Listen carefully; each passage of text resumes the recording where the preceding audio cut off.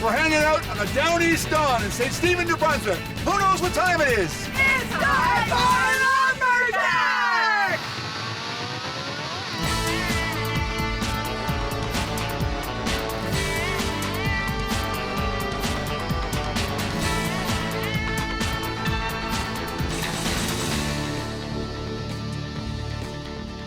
Lumberjacks is sponsored by Echo, only professional grade with 5-year warranty. Crown, protect, maintain, save. Gas Guzzler lifts gas and oils from land, vehicles, and tools. Yamaha. What kind of Yamaha are you?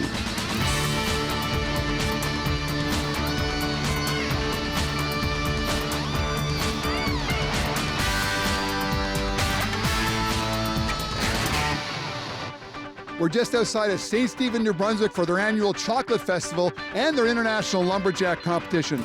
We're in the Charlotte County coastal region where their slogan is, "It all starts right here." Specifically, they're talking about the Bay of Fundy, where they have the largest tides in the world. Hi, I'm Bill Debo with my Lumberjack Sports co-host and analyst, Rod Cumberland. And Rod, this week we're covering the women's bow saw, a good field of competitors. Strong ladies in this event. Kelly Cousins, Melanie Bork.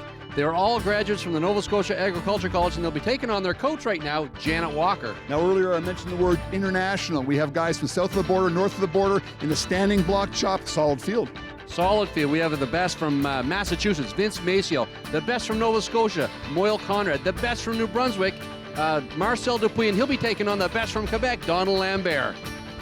I've been to St. Stephen, New Brunswick a couple of times for a lumberjack competition. Now, they've changed the location. We're just outside the downtown core of St. Stephen, a little place called Milltown. It's a fantastic venue. In total, we had $3,000 in prize money with 25 competitors. We're going to be getting started with a standing block chop. Hi, my name is Paul Woodland. I'm from Benton, New Brunswick, and I'm a logger. Hi, my name is Jonathan Russell. I'm a plumber by trade, and I'm from Memramcook, New Brunswick. Here we go, the standing block chop. First heat, Paul Woodland taking on John Russell. We got a veteran against a relative newcomer here. Jonathan Russell, of course, he's a second-generation lumberjack. His dad, Guy Russell, competed for years down in Riverside, Albert. Jonathan, of course, his brother, Nick Russell, is a big competitor on the West Coast. So here he is here trying his hand at the standing block chop. Now you can see John, he doesn't really have the power of a big guy like Paul Woodland, so it's important he hits his marks. Paul Woodland making his turn over to the backside. Jonathan also, you see, his pace is a little bit off of what Paul's is. He's made his turn to the second side. Paul Woodland, though, Mr. Consistency always does. Usually he's technically correct, but man, he's sloppy here in the backside. Good thing he's got a good block he's going to be able to do with power here. John Russell just starting his backside. Paul Woodland's going to win his first heat with a time of 33 seconds. Jonathan Russell still keeping at it, though. He's going to finish his block off. This is where young guys learn all their experience, chopping with the big guns. So you're talking to Marcel. What is he saying you could have done better? He said I put a flat hit in the back there, and that's what split the block on me. Oh, I see. Okay, and you had to readjust your feet because the whole stand was moving a fair bit. Yeah, it was moving a lot, yeah. How does that affect you? Not good, because you set up to cut it there, and when you have to move, it's not good. Other than that, I mean, you're hitting pretty hard. Nice block. Yeah, the block is really good. Yeah. Thanks, Paul. You're welcome.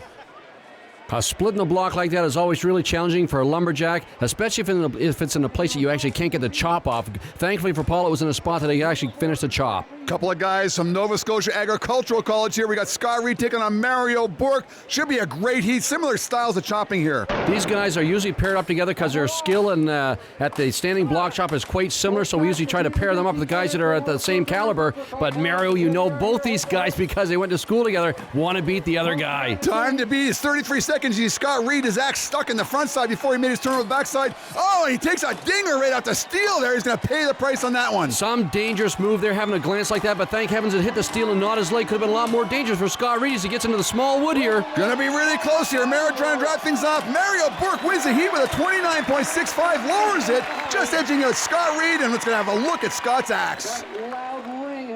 Scott, first I want to ask you about getting from side one to side two. Your axe stuck in the wood, and you left your axe there. Yeah, I kind of left it behind. It was kind of stuck in the wood, wouldn't come with me. Okay, now we all saw it. Question number two is, what happened with the axe? Well, because I was flustered about my axe sticking, getting around the backside. Did my first hit down, glanced, drove it into the stanchion. Probably the worst one I've ever done. Not the worst I've seen. So it's going to cost you some time and some money, probably. Definitely some time. I try to fix them myself. However, this is a new axe. I may send it away. Haven't decided yet. Hello, my name's Moyle Conrad. I live in Nova Scotia, and I'm a foreman at a sawmill. Hello, my name is Simon Bertrand. I'm a welder at Rico Steel, and I'm from Sparwood, BC. You know, a lot of people think that you'd a lot more chance of injuring yourself in the underhand chop where you're chopping between your feet, but just as many accidents can happen in the standing block chop because you're actually driving down into that wood, of course, and it can come down close to your leg. Well, you got your lead thing exposed there. Here we go with the heat number 3, 29.65 time to beat. Big Moyle Conrad taking on Simone Bertrand. Both guys, Moyle turning just ahead of Simone. Simone's got his work cut out for him, but he's been working a lot on his chops the last few years. You can see he's keeping pace here with Big Moyle. Look at the power of Moyle Conrad. Simone, both guys trying to drive things off. Simone probably a little bit early. Moyle driving things off, lowering the time to beat down to a 26.81. Which of the axe events do you prefer? I like the underhand the best. Standing block, got a bad hip. I don't know if your membership knows or not, and I have a hard time swinging. It catches on me. Today wasn't too bad. I mean, that was a good. I always talk to you about power. You're all about power and strength. It's obvious, but your speed is not bad for a guy who hasn't been swinging much. Well, like I said, it's only my third show this year. You look at the block, I'm pretty happy with it. Actually, stands moved a lot today, and I was trying to chase my firewood. I had to move my feet 3 times to catch the firewood, but that's the way it goes. Hello, my name is Marcel Dupuis. I'm from Memramcook, New Brunswick, and I work as a firefighter for the city of Moncton. Bonjour, my name is Donald Lambert. I am a technical solution specialist, and I live in Saint-Gilles, Quebec. No question about it. The standing block chop stanchions need more weight and the more sandbags actually hold them firmer to the ground. Well, Moyle Conrad lowered the time to beat down to a 26.81. This is our feature heat. Donald Lambert taking on Marcel Dupuis. We could get the winner out of this heat right here. The young firefighter from Memramcook, New Brunswick, Marcel, swinging a major axe right now. He's a big, strong man, and can he ever hit the block? Donald Lambert just ahead of him by 1 swing as they both make their turns over to the backside. Both guys are putting their drivers in. Donald Lambert is going to win this heat just over Marcel Dupuis, and he wins a standing block by the time of 18.19.